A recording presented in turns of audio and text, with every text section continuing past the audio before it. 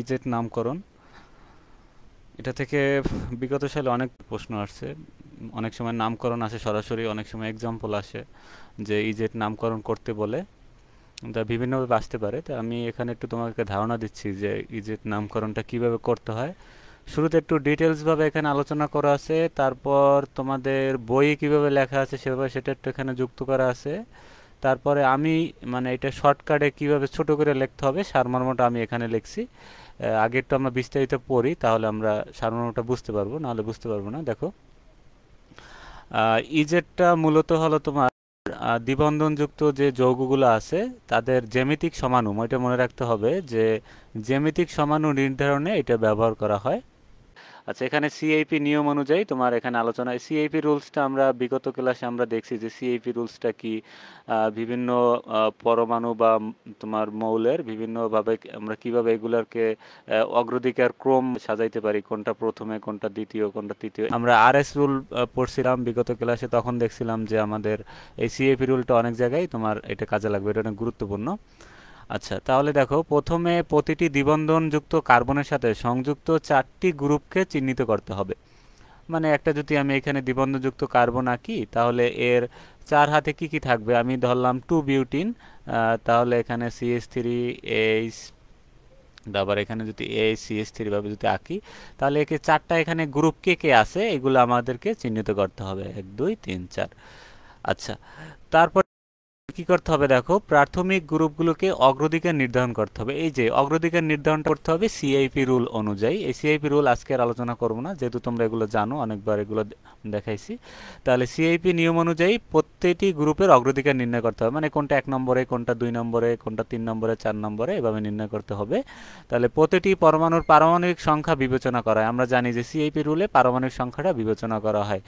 যেটার পারমাণবিক সংখ্যা বেশি সেটাকে আমরা মানে আগে অগ্রাধিকার দিব, এবং যেটার পারমাণবিক সংখ্যা কম সেটাকে আমরা পরবর্তীতে অগ্রাধিকার দিব।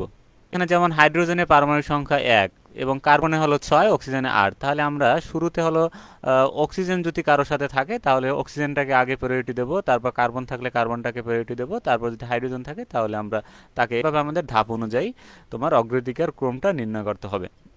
আচ্ছা, তাহলে 3 নম্বরে কি আছে দেখো, উচ্চ অগ্রাধিকার নির্ধারণ, মানে এখানে কোনটা আগে আছে সেটা আমাদের নির্ধারণ করতে। কিন্তু এখানে মনে রাখতে হবে আমরা আরএস রুলে যেরকম করছিলাম, যে কার্বনের সাথে চারটা হাত ছিল, কার্বনের সাথে চারটা হাত ছিল ফিশার অভিক্ষেপ আঁকার পরে আমরা 1 2 3 4 এভাবে করে আমরা সিরিয়াল করছি। কিন্তু এই ক্ষেত্রে একটু আলাদা আছে। এই ক্ষেত্রে যেহেতু আমাদের কি আছে, কার্বনের সাথে দ্বিবন্ধন আছে, তাহলে আমাদের একটু আলাদাভাবে এটা আমরা যেরকম যেরকম আমরা বাইফিনাল যোগের ক্ষেত্রে করছিলাম, মানে আগে এক সাইডেরটা নাম্বারিং করছি তারপর অন্য সাইডে, এটা ওই সেম প্রসিডিউরও করতে হবে। তাহলে কার্বনের দেখো এক পাশে আগে কে আছে, CH3, হাইড্রোজেন যদি আমি এই পাশ থেকে ধরি, তাহলে দেখো তাহলে এইটা হবে 1 নম্বরে, কারণ এখানে তোমার কি আছে, কার্বনের সাথে এই আর একটা কি আছে, CH3 আছে। তাহলে CH3 আগে এখানে কি আছে, কার্বন আছে, তাহলে কার্বনের তোমার পারমাণবিক সংখ্যা কত, 6। তা আর এখানে হাইড্রোজেন হলো 1, তাহলে এই CH3টা 1 নম্বরে হবে, আর হাইড্রোজেন অগ্রাধিকার হবে তাহলে 2। তাহলে অপর দিকে দেখো, তাহলে এখানে 1 নম্বরে কি হবে, এখানেও তাহলে 1 নম্বরে CH3, আর এখানে হাইড্রোজেন হবে 2 নম্বরে। তাহলে এভাবে কার্বনের এক পাশ থেকে এরকম আগে নাম্বারিং করে তারপর অন্য পাশেরটা আবার নাম্বারিং করতে হবে। তাহলে এখানে আমাদের 1 2 3 4 ওভাবে যাওয়া যাবে না, একটু মনে রাখতে হবে এটা।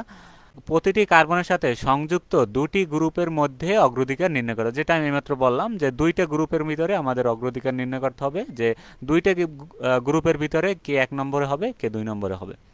আচ্ছা, তাহলে দেখো, উদাহরণস্বরূপ এটা একবার পড়লেই বুঝবা, আমি পিডিএফটা দেবো তোমাদের গ্রুপে ক্লাস শেষে। CH3 গ্রুপ এবং হাইড্রোজেনের মধ্যে CH3 অগ্রাধিকার বেশি, কারণ কার্বনের পারমাণবিক সংখ্যা বেশি, এগুলো আমরা জানি। তারপর সব থেকে গুরুত্বপূর্ণ যেটা, এতক্ষণ এগুলো হলো আমাদের আগে আগে আর কি সিআইপি রুল অনুযায়ী এগুলো ঠিক করে নেওয়া, যে কে 1 কে 2। কিন্তু সব থেকে যেটা গুরুত্বপূর্ণ, ইজেড নির্ধারণ, আমরা সংক্ষেপে এই জন্য নামকরণ করব তাহলে এটা হলো উভয় পাশে যদি উচ্চ অগ্রাধিকার গ্রুপগুলি যদি বিপরীত পাশে থাকে, উচ্চ অগ্রাধিকার মানে হাই হাই প্রায়োরিটি, মানে এখানে যেটার উচ্চ, মানে এখানে 1 নম্বরটা হলো হাই, তাই এটা যদি বিপরীত দিকে থাকে তখন এটা হবে আমাদের কনফিগারেশন। আর যদি একই দিকে থাকে সেক্ষেত্রে হবে আমাদের বলবো জুসাম্মিন, বা এটাকে বলা হয় জেড দ্বারা প্রকাশ করা হয়। তখন এটা হলো একই পাশে থাকে, তখন এটাকে আমরা বলবো জেড সমাণু। এভাবে করে আমাদের কি করতে হবে, নামকরণ করতে হবে। তাহলে অ্যান্টিজেন এবং জুসাম্মিন, এটাকে আমরা কি বলতে পারবো, নাকি জেড। এখানে দেখো, হাই প্রায়োরিটি কে আছে CH3, এটা 1, এটা 2, এটা 1, এটা হলো 2। তাহলে দেখো এটা বিপরীত দিকে আছে, একে অপরের কি আছে বিপরীত দিকে আছে, তার মানে কি আমরা বলবো ই কনফিগারেশন। ঠিক আছে, এই যে এখানে আছে যদি বিপরীত পাশে থাকে, উচ্চ অগ্রাধিকার গ্রুপগুলি যদি বিপরীত পাশে থাকে তখন হবে তোমার কি, তখন হবে ই কনফিগারেশন। তোমাদের বইয়ে কিরকম লেখা আছে, এটা সারমর্ম কিভাবে লিখতে হবে আমি বলতেছি তোমাকে, আগে একটু বইয়েরটা দেখে নিই। বইতে দেখো এই শুরুরটা আর কি বই থেকেই লিখবা, এখানে আমি এটা অ্যাড করে দিছি যাতে এই শুরুর যে হেডিংটা একেবারে এই থেকে শুরু করে তোমার যে এই জুসাম্মিন পর্যন্ত এটা হেডিংটা বই থেকে হুবহু লিখবা। ঠিক আছে, হেডিংটা এই পর্যায়ে থেকে এই পর্যন্ত হুবহু লিখবা। তারপর ধাপগুলো আমি নিচে যেভাবে তোমার শর্ট করে দিছি, ওখানে 5টা ধাপ আছে, ওই 5টা ধাপ আগে লিখবা। তারপর এখানে তুমি 2টা 3টা এক্সাম্পল দিয়ে দেবে, একটা তাও এক্সাম্পল কোনটা দিতে হবে আমি দেখাই দেবো মানে। আচ্ছা, তাহলে এটা একটু আমরা পড়ি যে অসম্পৃক্ত কার্বন মানে যে কাইরাল কার্বনে যদি 3টি বা 4টি গ্রুপ থাকে তবে সেক্ষেত্রে সমানুগুলোকে সিস্টেন্স নাম করে অসুবিধা হয়। সিস্টেন্স আমরা এর পরের ক্লাসে আলোচনা করব। তারপর আমি একটা ফ্রি লাইভ ক্লাস নিয়েছিলাম, ওখানে সিস্টেন্সে আলোচনা আছে। তাহলে যেগুলো তোমার সিস্টেন্স নিয়ে তোমার একাধিক গ্রুপ থাকলে এগুলো সিস্টেন্স নামকরণটা একটু ভেজাল হয়ে যায়। সেক্ষেত্রে আমাদের কি করতে হবে, নতুন একটা 1951 সালে চান, ইনগোল্ড এবং প্রেলোক এই 3জন বিজ্ঞানী কি করছে, এই অসুবিধা দূর করার জন্য একটা প্রায়োরিটির উপর নির্ভর করে তোমার নামকরণ একটা নতুন পদ্ধতি আবিষ্কার করছে, যার নাম হলো ইজেড নামকরণ। এই আসছে জার্মান শব্দ অ্যান্টিজেন থেকে এবং বিপরীত, আর যেটা আসছে জার্মান শব্দ জুসম্মিন থেকে, যার অর্থ একই পাশে। অর্থ তোমার কি বিপরীত, আর জুসম্মিন অর্থ কি একই পাশে, এটা মনে রাখতে হবে। আর তাহলে ইজের নামখানে ধাপগুলো এখানে কি কি ধাপ আছে দেখো, ওরাও এরকম প্রথমে কি প্রায়োরিটি লিস্টটা করছে, তারপর কি করছে আইসোটোপ, এটা কিন্তু সিআইপি রুলস, আমরা সিআইপি রুলে কিন্তু এটা পাইছি, হুবহু ওইটা ওরা এখানে কপি পেস্ট করে দিছে। তারপর এটাও কিন্তু সিআইপি আমাদের হুবহু কপি করা এখানে বইতে। তারপর দেখো মেইন যে ধাপটা, মেইন ধাপ হলো এই 4 নম্বর ধাপটা, যেটা আমি এইমাত্র বললাম। আমি এখান থেকেই, হ্যাঁ এখান থেকে আমি দেখাচ্ছি, ওখানে একটু মানে এক্সাম্পলই ছিল। তাহলে দেখো পরিশেষে অগ্রাধিকার গ্রুপগুলো এখানে কার্বনের একই দিকে যদি বিপরীত একই দিকে কিংবা বিপরীত দিকে তা নির্ধারণ করতে হয়। তাহলে এখানে দেখো প্রায়োরিটি গ্রুপ ব্রোমিনের 1 এবং হাইড্রোজেনের 2, কারণ ব্রোমিনের পারমাণবিক সংখ্যা হাইড্রোজেনের থেকে বেশি। আর এখানে ক্লোরিন 1 ফ্লোরিন 2, কারণ আমরা জানি ক্লোরিনের এখানে প্রায়োরিটি গ্রুপে 1 নম্বর আছে, ক্লোরিনের পারমাণবিক সংখ্যা বেশি। তাহলে দেখো এখানে যে এটা জেড সমূহ কেন বলা হলো, কারণ এই দেখো 2টা বড় গ্রুপ এখানে বা 1 নম্বর প্রায়োরিটি লিস্টে যারা আছে তারা কি একই দিকে আছে। এই যে দেখো এখানে এরা কি আছে, একই দিকে আছে।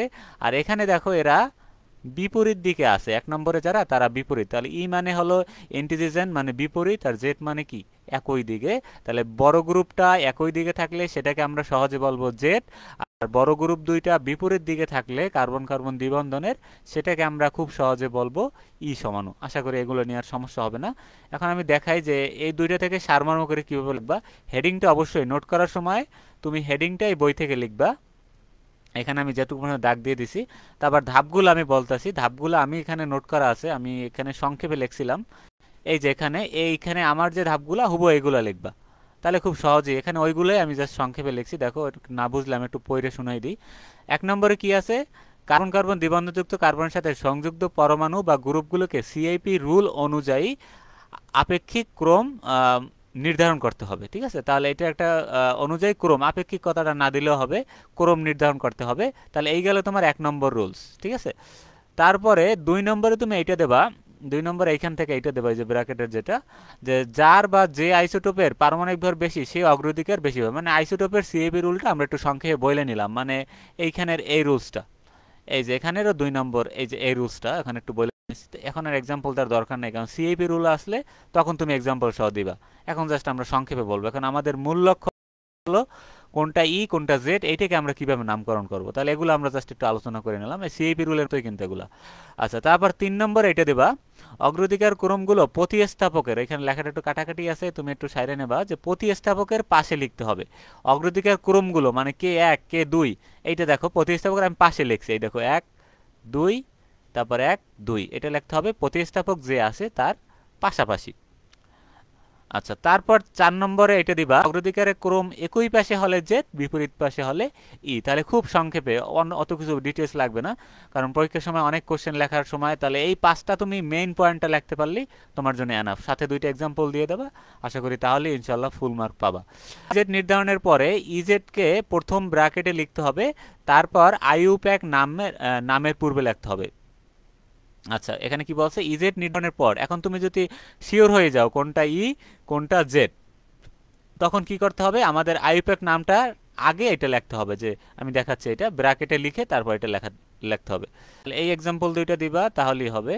তাহলে ওই 5টা রুল লেখার পর এখান থেকে এই এক্সাম্পল দুইটা তুমি নোট করার সময় এই দুইটা উঠাই রাখবা। এই এক্সাম্পলটা তাহলে আমরা একটু ভালো করে খেয়াল করি। কার্বন কার্বন দ্বিবন্ধন আছে, দ্বিবন্ধনের এক সাইডে কি আছে, এক সাইডে আছে ব্রোমিন, এক সাইডে আছে হাইড্রোজেন। তাহলে এখানে ব্রোমিনের পারমাণবিক সংখ্যা বেশি, হাইড্রোজেনের পারমাণবিক সংখ্যা কম। তাহলে ব্রোমিন 1 নম্বর আমাদের সিএপি রুল অনুযায়ী, আর হাইড্রোজেন এখানে 2 নম্বর। তারপর এখানে দেখো ক্লোরিনের পারমাণবিক সংখ্যা বেশি ফ্লোরিনের থেকে, তাহলে ক্লোরিন এখানে 1 নম্বরে, ফ্লোরিন এখানে 2 নম্বর। তুমি চাইলে এভাবে করে লেস দ্যান গ্রেটার দ্যান দিয়ে দেখাই দিতে পারো। Bromine is greater than hydrogen, এখানে লিখছি chlorine is greater than fluorine, এভাবে করে তুমি চাইলে লিখে দিতে পারো, সমস্যা নেই। আচ্ছা, তারপর দেখো এখানে মূলত এখানে মেইন জিনিসটা হলো বড় গ্রুপ দুইটা কোন সাইডে আছে, বড় গ্রুপ কোথায় আছে, একই পাশে আছে। এই যে দেখো একই পাশে আছে, তার মানে এটা কি হবে, অবশ্যই জেড হবে। Z 1 bromo 2 chloro 2 fluoro ethene. তাহলে 2 ফ্লোরো কেন বলা হলো, কারণ এখানে ফ্লোরিনটাও কি 2 নম্বর কার্বন আছে। এখন যদি এমন হয় পরীক্ষার সময় এমন একটা জটিল কনফিগারেশন দিয়ে দিল, তুমি আইপ্যাক নামটা বের করতে পারতেছো না, সেক্ষেত্রে কি করবা, সেক্ষেত্রে তুমি এটা স্ট্রাকচারটা আঁকবা, স্ট্রাকচারটা এঁকে শুধু এখানে লিখে আসবা যে জেড কনফিগারেশন, অথবা শুধু জেড আর ই লিখে আসবা থার্ড ব্র্যাকেট দিয়ে, তাহলে হবে, কোনো সমস্যা নাই। কিন্তু যদি আইপ্যাক নেম তুমি বের করতে পারো তাহলে অবশ্যই তোমার এই যে আইপ্যাক নামটা লিখে আসতে হবে।